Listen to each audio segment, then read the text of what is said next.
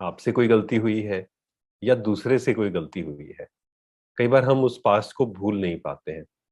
या तो हमें किसी के प्रति गुस्सा रहता है, हम कहते हैं कि कई बार हम शब्द भी ऐसे यूज करते हैं ना कि किसी से कोई गलती हुई और हम क्या कहते हैं, हम कहते हैं कि हम तो आपको कभी माफ ही नहीं कर पाएंगे। ये बात तो मैं कभी भूल ही नहीं सकता हूँ। जैसे ही हमने ये थॉट दिया, मन ने उसको स्वीकार किया, हम कभी नहीं भूलेंगे उस बात को। हमें क्या करना है, अगर किसी से गलती होती है, आई फॉरगिव। फॉरगिव कब होगा? फॉरगिव से पहले एक आएगी चीज, वो है एक्सेप्टेंस। बिना एक्सेप्टेंस के पास्ट को नहीं भूला जा सकता है। बिना एक्सेप्टेंस के प्रेजेंट में नहीं आया जा सकता है। बिना एक्सेप्टेंस के माफ भी नहीं किया जा सकता है। तो बार बार हमें क्या करना है, ध्यान को अपने प्रेजेंट में लाने के लिए स्वीकार। I accept my past. ये बहुत पावरफुल मंत्र है। मैं अपने पास्ट को पूरी तरह स्वीकार करता हूं। सुबह उठते ही, रात को सोने से पहले, दिन भर में कई बार, जिसको भी पास्ट का बहुत सारा बोझ हो, पास्ट की बातें जो भूल नहीं पाता हो, उसे ये प्रैक्टिस बार बार करनी है। अपने मन को क्या मैसेज देना है, जो भी हुआ, कुछ भी हो गया पास्ट में, कोई भी सीन ले आइए आप सामने, चाहे वो सीन कितना भी मुश्किल हो, कितना भी बड़ा हो, कोई भी सिचुएशन आई हो, कुछ भी हो गया हो, परंतु हमें उसे क्या करना होगा, स्वीकार। क्यों स्वीकार करना होगा? नंबर वन रीजन, क्योंकि हम पास्ट को बदल नहीं सकते। पॉसिबल नहीं है पास्ट को बदलना, पहले तो ये पक्का हो गया। दूसरा, कि पास्ट को बदल नहीं सकते, लेकिन उसके साथ मैं पास्ट को बदलना नहीं चाहता। कार्मिक अकाउंट को समझे, लॉ ऑफ कर्मा, कर्मों का हिसाब किताब। हमारे साथ जो भी होता है, जब हम कार्मिक अकाउंट को अच्छे से समझते हैं ना, कि हमारे साथ जो भी हो रहा है, जो भी हुआ या जो भी होगा, मेरा ही कार्मिक अकाउंट सामने आएगा। तो एक तो हमारे अंदर डर खत्म हो जाएगा, एक हमारे अंदर पास्ट का जो पकड़ा हुआ है ना, उसने मेरे साथ ऐसा किया, वो मेरा कार्मिक अकाउंट था तभी सेटल हुआ, बिना कारण के कुछ नहीं हुआ। शुरू शुरू में हो सकता है किसी किसी को ये स्वीकार करने में थोड़ा सा मुश्किल लगे, लेकिन जैसे जैसे लॉ ऑफ कर्मा को आप अच्छे से समझेंगे, जैसे जैसे खुद को अच्छे से समझेंगे, इसको स्वीकार करना इजी हो जाएगा।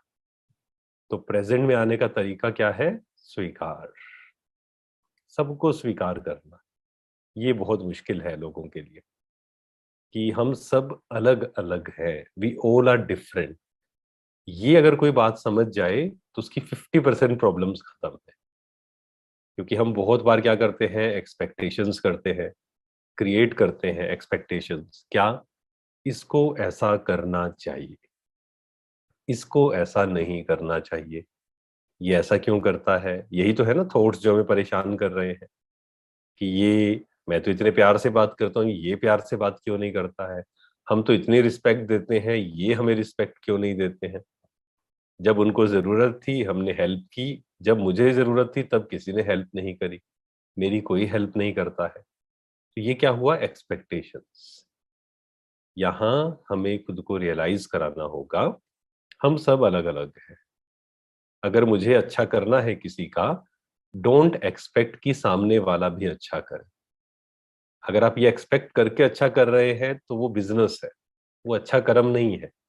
अच्छा कर्म मीन्स आपने अच्छा किया, यू आर नॉट एक्सपेक्टिंग, आप वापस कुछ नहीं चाहते हैं। तो एक्सेप्टेंस, हम सब अलग अलग हैं, हम सबके संस्कार अलग अलग हैं, चाहे माँ और बच्चा है ना। हम सब ने ये एक्सपीरियंस किया है ना, कि मदर फादर हैं, पेरेंट्स हैं, उनके जो बच्चे हैं, मान लीजिए दो बच्चे हैं, दोनों के संस्कार हो सकता है बिल्कुल ऑपोजिट हो। देखा है ना हमने कई बार। एक होगा जिसका पढ़ाई में बहुत इंटरेस्ट होगा, एक होगा जिसका बिल्कुल भी इंटरेस्ट नहीं होगा। एक होगा जो बिल्कुल अंतर्मुखी, बिल्कुल शांत, कोई गुस्सा नहीं, उसको कोई ज्यादा इच्छाएं नहीं। दूसरा होगा जो बहुत गुस्सा करता होगा, बहुत इच्छाएं होंगी जिसकी। तो एक ही परिवार में सोचकर देखिए, दो आत्माएं आई, दोनों के अलग अलग संस्कार। तो इस दुनिया में हम सब अलग अलग हैं, सबके संस्कार अलग अलग है, सबके जीवन के अनुभव अलग अलग है, सबकी अंडरस्टैंडिंग अलग अलग है। कई बार हम क्या सोचते हैं कि मुझे जो समझ आ गया सामने वाले को भी समझ में आ जाए। नहीं आता है कई बार सामने वाले को समझ, क्योंकि उनके बिलीव्स अलग हैं, हमारे बिलीव्स अलग हैं। तो हमें स्वीकार करना है हर एक एक्टर को। इस स्वीकार करने का मतलब ये नहीं कि वो गलत करता जाए और हम कुछ बोले नहीं। जहां जरूरी हो वहां जरूर बोले, वहां पर स्टैंड ले, लेकिन किस तरीके से स्टैंड लेना है वो बहुत इंपॉर्टेंट है।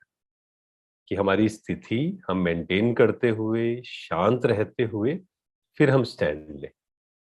तो बार बार प्रेजेंट में आने का अनुभव, जितना एक्सेप्टेंस बढ़ती जाएगी उतना ही प्रेजेंट में रहना इजी हो जाएगा। क्योंकि पास्ट में ध्यान बार बार क्यों जाता है, आप कभी भी चेक करना। जो भी पास्ट का सीन आपको बार बार याद आता है, दैट मीन्स एक ही रीजन है, हमने उसको स्वीकार नहीं किया है। कहीं ना कहीं रेजिस्टेंस है, मतलब कहीं ना कहीं हम कहते हैं कि ऐसा मेरे साथ क्यों हुआ था, मेरे साथ गलत हुआ।